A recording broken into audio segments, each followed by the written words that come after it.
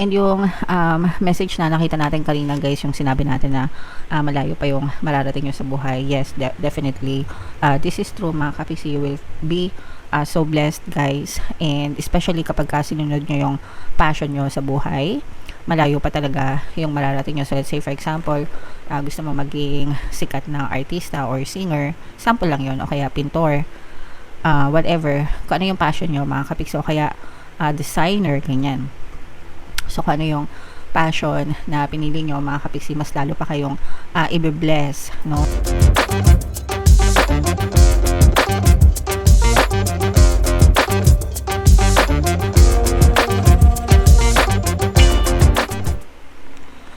Hello guys, hello Pisces, welcome back to Pinay Pixie Tarot. Ang pamagat ng episode natin for tonight is mga blessings para ngayong August para sa Pisces, Sun, Moon, Rising Sign, and Venus. So, sa reading na to guys, titignan natin yung mga potential blessings na pwede nyong makamit or ma-experience this month. Guys, unahin natin itong deck na to. Tingnan natin yung mga mensahe sa inyo guys. So, yung first message, wow, grabe. Ang ganda nito mga kapiksi. Ibig sabihin nito, malayo pa yung mararating nyo sa buhay, maganda pa yung potential nyo. So, regardless kahit anong edad nyo mga kapiksi kasi merong minsan nagko-comment no sa comment section, matanda na raw sila, kung matutupad pa din ba yung pangarap nila. Depende yan sa inyo mga kapiksi kung gaano kayo ka-focus, kasi yun lang naman yung kailangan nyo guys, no? Kailangan nyo lang is mag-focus dun sa mga desires nyo, dun sa mga gusto nyo. Your energy flows where your attention goes. Ibig sabihin kung saan nandun yung attention nyo, yung energy nyo doon nagfo-flow. And the more na nagfo-flow yung energy nyo doon, the more na pwede nyo siyang ma-experience sa buhay nyo. So, regardless of age, mga kapiksi, pwedeng nyong makamtan kahit anong gusto nyo. And ito yung isang mensahe na malayo pa yung mararating nyo sa buhay. So, keep on going. Excuse me. Keep on going, keep on moving forward guys. Huwag kayong susuko hanggang sa marating nyo yung mga dapat na marating nyo or yung mga gusto nyong marating sa buhay nyo. Okay? Another message Pisces, ito guys, no life, no beginning. Everyday na gumigising kayo, mga kapiksi, binibigyan kayo ng chance ni universe na baguhin nyo yung buhay nyo. So every morning, di ba? Ito guys, no, yung tip ko sa inyo, every morning, pagising nyo pa lang yung sa umaga, iset nyo na yung mood for the day. Anong ifo-focus ko for today, no? So, you have to focus on gratitude, focus on pagpapasalamat. Huwag nyo lang isipin masyado yung mga problema kasi nag-exist na yun no? And the more na pinapansin nyo yung mga problema, the more na lalala lang yung mga problema nyo. So, instead na mag-focus kayo sa mga problems, mag-focus kayo sa gratitude, pagpapasalamat, kasaganaan, pagpapala, di ba? And then, you do your work, no? Pero yung mindset nyo is kailangan naka-align dun sa mga bagay na gusto nyo. And it will not change instantly. Ibig sabihin, yung trading nyo, hindi yan mag-change instant.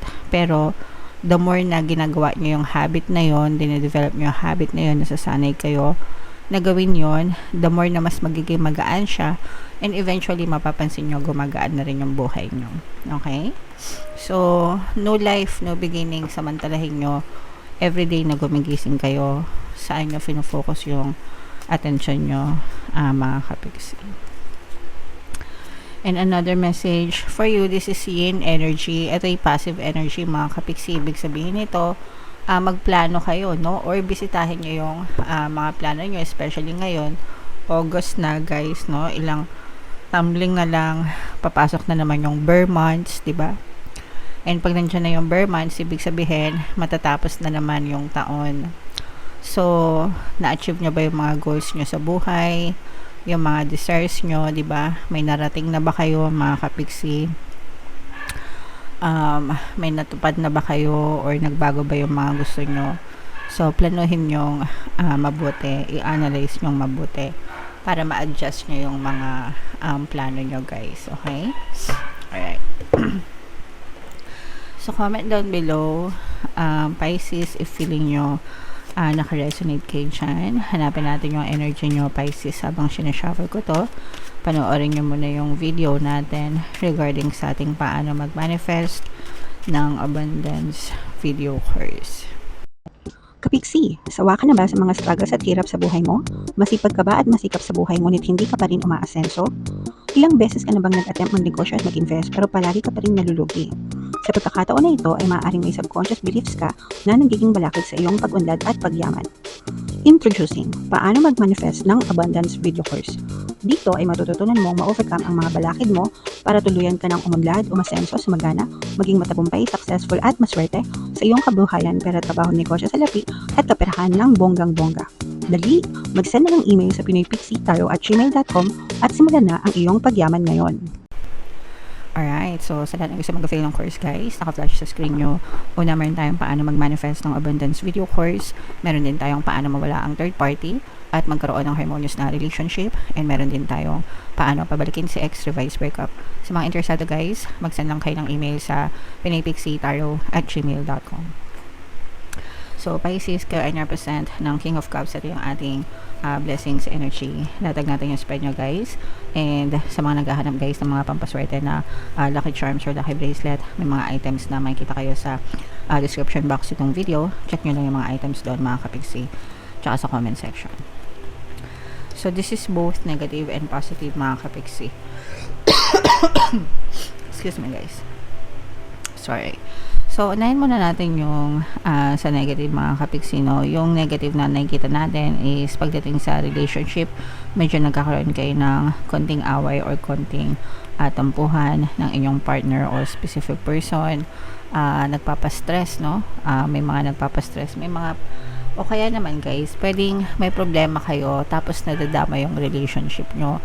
So, let's say for example, baka may problema kayo sa pera ng person mo, o kaya may problema kayo sa gastusin, sa mga expenses. Tapos, bukod dun sa problema nyo, na parang nadadama yung relationship nyo, nagkakaaway kayo, hindi kayo magkaintindihan, magkaiba kayo ng plano, magkaiba kayo ng preference.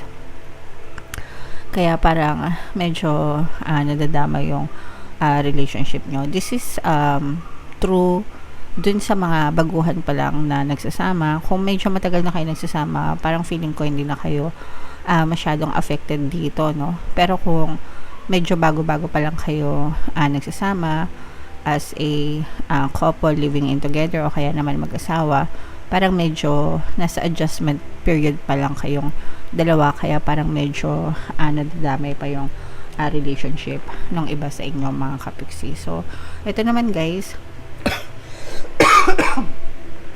excuse me. Ito naman guys, nadadaan naman ito sa mabuting pag-uusap, no? Kailangan mag-usap kayo, kalmado, para magkaintindihan kayo, para maiwasan nyo yung pag-aaway. Pero, mafi-fix din naman itong mga relationship problems na to mga kapiksi, kasi mahal nyo pa rin yung isa't isa, blessed pa rin yung relationship nyo mga kapiksi. Kumbaga, pagsubok lang ito, and lahat naman na mag-asawa or mga couples, dumadaan naman sa mga ganyang klaseng problema.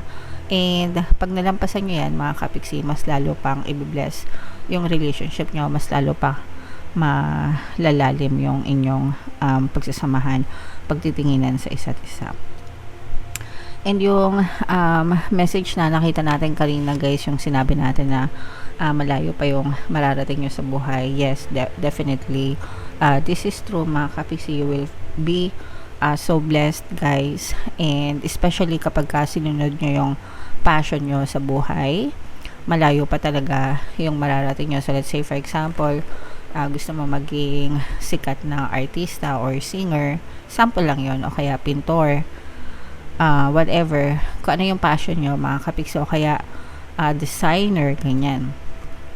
So kung ano yung passion na pinili nyo mga kapiksi, mas lalo pa kayong i-bless, no, dun sa larangan na yun mga kapiksi, and talagang malayo pa yung inyong mararating. So don't give up on your dreams mga kapiksi, kasi ikaw lang talaga yung makatulong sa sarili mo para malayo yung marating mo.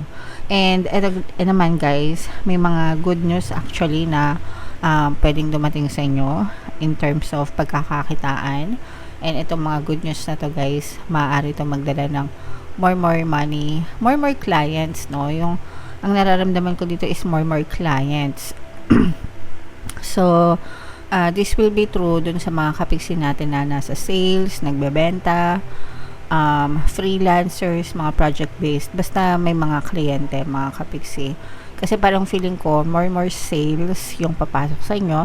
Syempre, pag more sales, more clients, more money din yung equivalent niyan, okay? So, i-mind nyo na yan guys sa comment section kung naka-resonate kayo. Meron tayong pampaswerte sa customer, ano ba yon?